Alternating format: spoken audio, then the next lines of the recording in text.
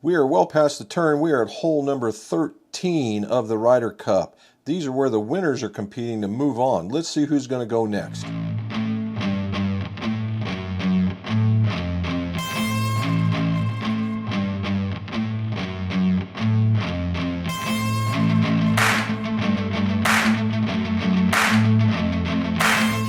Welcome back to Pars and Pours. This is the golf-centric whiskey channel.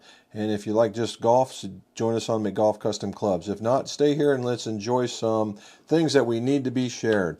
All right, so what is this? This is where we talk about the Ryder Cup, we talk about Beth Page Black, and we talk about the ryes that I have collected over the last year in order to see which one comes out on top.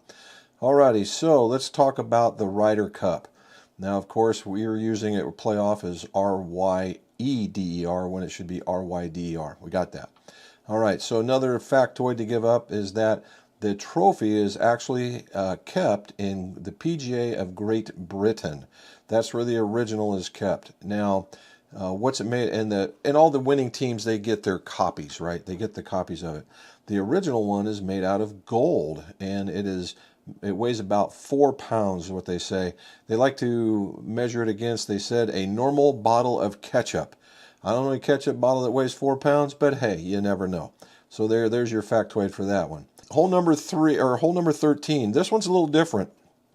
So as we've gone through all these holes, there's been trials and tribulations of sand, turns, landing areas, all this kind of stuff.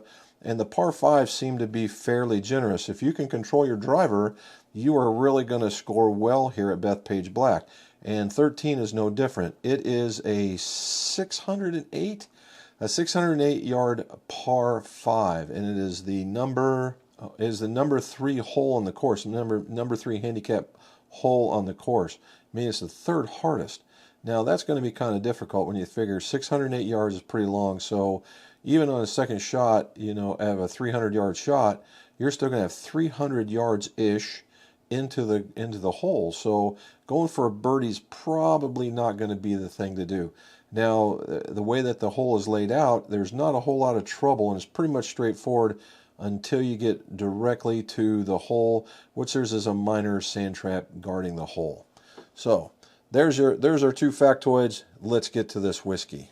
All right, these are 2 contenders that, well, I've been surprised. Number 1, minor case from Limestone Branch Distillery. This is a finished whiskey, and it comes out at 90 proof. So this is a low proof sherry cask finish straight rye whiskey. Now I'm going to tell you the stuff that comes out of Limestone Branch is absolutely phenomenal. It's very nice. It's very easy to drink. There's nothing too harsh about any of it. They've since just recently released a single barrel, which I believe I have up in here, and that thing is absolutely out of sight. If it was in this contest, I would call it a favorite, but it's not, so we've got this guy. An easy drinking, easy cost on the wallet rye whiskey. Now, on the other hand, we have, and this is from Indiana, we have Hard Truth. This is the Carmel Malt, mash bill number 4, and it is from Rack House number 2. It is 116.6 by volume. And it says it is barrel strength, uncut, unfiltered, batch number 2 from a batch size of 10 barrels. Again, straight rye whiskey. And it is a sweet mash rye, meaning that after every batch they clean out all their stuff and they start all over again. Now, what got us in both of these, in both cases, is that they both nosed very, very well. If you remember, if you go back, I'll probably try and shoot some of the cards up in here. Might be over here. And they both nosed very well, and they both delivered on the palate, and that was really what we look for, right? So it's like the 3 matches that the Ryder Cup has. We're going to have one for the nose, one for the palate, and then one for uniqueness. Uniqueness could be how the area is set up. It could be the bottle. It just could be a multitude of things or a combination thereof. So we've got that going for us. Okay, so we've given them the swirls as you've seen. And I've been starting from the right, but we are going to go from the left on this particular, and we're going to start with the Sweet Mash Rye Caramel Malt Mash Bill number 4. Now on this one, right off the bat, I got a whiff of cherry just ever so quickly. ever so quickly, maybe a hint of root beer.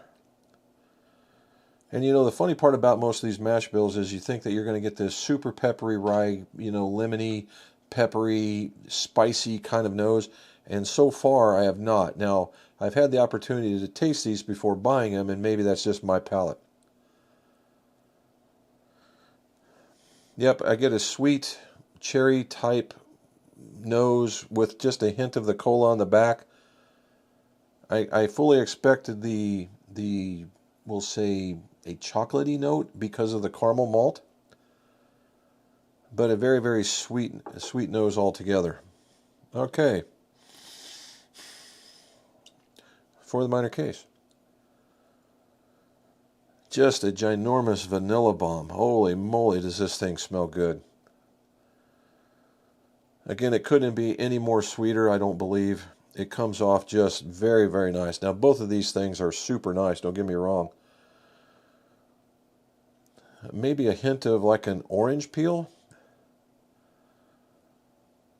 Yeah, just it's very delicate. So what you have is between 90 and 116, that's where this is coming off. This one comes off as a bit more gentler, but what we're also seeing is that you have several layers. And that's what we're looking for, right? Not just one color or one flavor, but you're looking for these several things. And then will it deliver, right? And when you go back to this guy, again, you get that almost like a cola note. And then just that fruity that we were talking about. So they're both layers. This one is just softer. And you know what? I think I'm going to split it because they both deliver. They both deliver in having layers. They're just a little bit different. This one is a little more outgoing, where this one is a little more subdued. They both are phenomenal. Both are coming off very sweet. Both of them do very, very well in their own category. So let's keep going. I should have said to your health before all that. Okay, first drink of the day, and there's the chocolate, right? There's the chocolate. We're going to let that one set for just a minute. The chocolate, the oiliness is hitting right there, and it has a pretty strong finish at what 116 and some change would you would believe would provide, right? That's what we're looking for. Alrighty, let's give us one more. Now, to your health.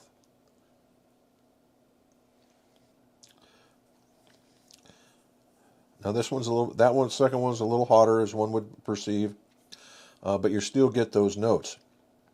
It has a very strong finish. For those of you guys that like a very strong finish, this is right up your alley. It is still sitting there. It is still lingering, and it's still lingering with the notes that I nosed. That's the big deal. I get the oiliness has kind of went away and given way to the proof that's in there, plus I get more of that caramel. When they talk about the caramel malt, now I'm getting all kinds of that caramel. So it went from this cherry oily to this caramel strong finish kind of vibe. All right, so we got that one. Let's go into minor case. Again, very, very sweet.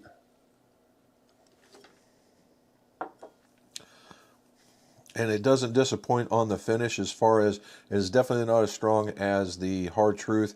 It does have a finish, albeit it's very muted, but it is one there. It's also delivering on the nose. You're getting that sherry finish. You can taste that in there. Again, it's smoothing out all the harshness that you might see in a rye. But neither one of these, it's funny, neither one of these is delivering on that, what the typical rye spice, the typical peppery stuff. I'm just not getting that. They're both phenomenal pours. If these guys are in separate categories, they probably have won by themselves. So the question is, do we like something that is a little higher proof and delivering on layers, or something that's a little lower proof and delivering on layers? And that's what it comes down to.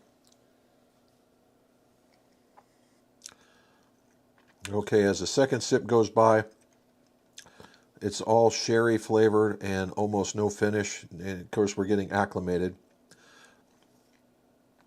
It's exactly what it says. It's the sherry finish, and it's 90 proof, and you can taste all that. And it comes down to that layer. Now let's go the other way. And it's just now it's evolved into a caramel bomb. Went from vanilla bomb to caramel bomb.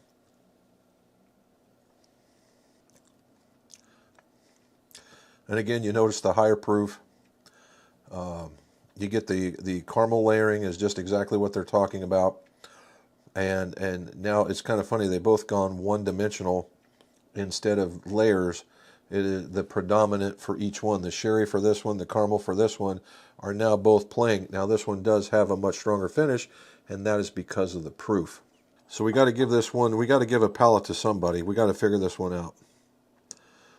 And the reason why this is so hard is because they're both so good. So we're going to try this again. Last one. See, that's so easy to drink. That's just so easy to drink. It's so approachable, so easy to drink. So if you had somebody in there that was wanting to kind of get next to a rye, that would be the way to go.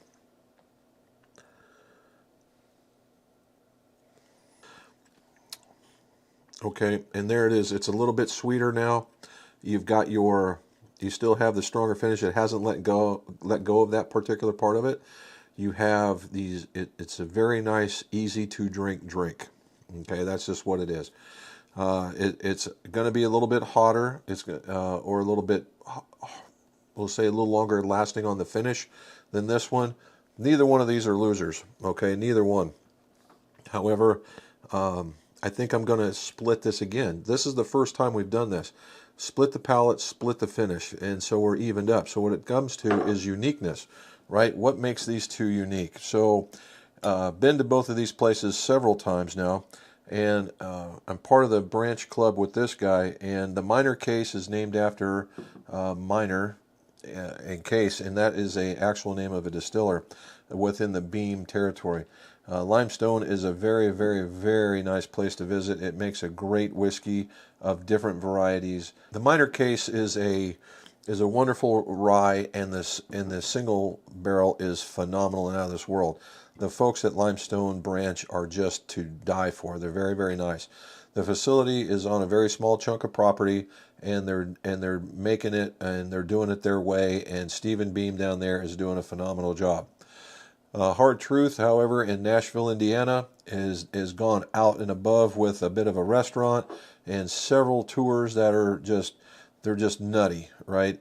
Do they focus on the rye or the whiskey? No, they actually focus on the vodkas and the rums and whatnot until you get inside, and they're really proud of their regular rye, but this thing blows that out of the water, to be sure. So you got to ask yourself, history or tradition, history or tradition. In this particular one, I'm going to go with, and this is very, very tough. I could split this one down the middle, and we could come back and visit this any particular day of the week. However, I'm going to go with the Hard Truth just because of what they do at the distillery is a bit more dynamic, and that's literally the difference. They're a little bit more dynamic. As you can tell in the bottles, are just a little bit different. They got a real cork attached to a synthetic cork in a unique style bottle. Where this one, look, this is super duper old school, and I love that about them. These guys are just winning out of it. So if I had to give it to them, if I had to do anything, it would be separated by 1/4 of a point. That's how good both of these whiskeys are. So we're gonna, but somebody's got to be a winner, and in this particular case, it's going to be Hard Truth. So. Okay, watch us out. This is hole number 13, I believe. Yep, hole number 13. So watch this as we move forward and we get closer, ever so closer to hole number 18. And as always, we want to make sure that you save all those pars, but share all those pours.